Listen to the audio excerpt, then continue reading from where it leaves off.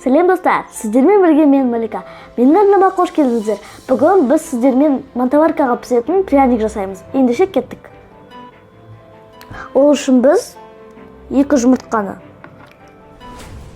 қантпен араластырып аламыз.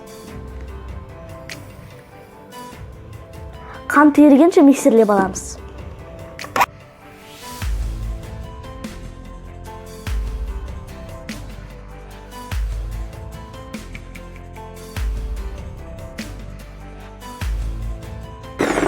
Болды.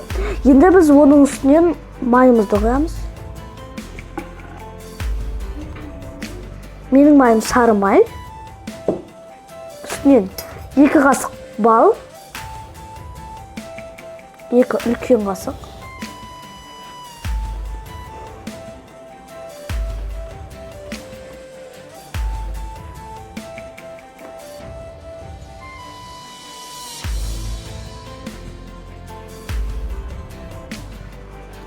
Енді соданы қосамыз. 1 қасық. Енді араластырамыз.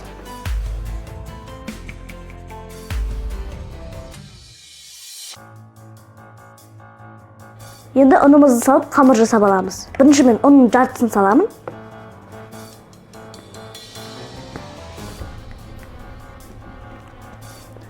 Енді миксерлеп аламын.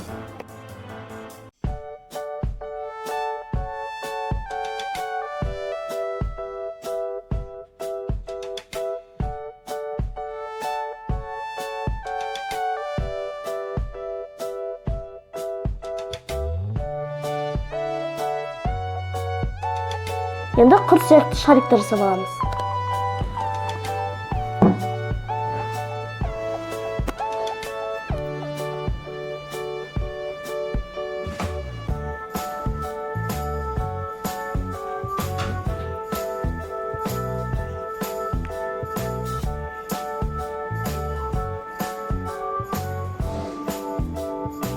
Енді осылай барлық қамырға жасап шығамыз.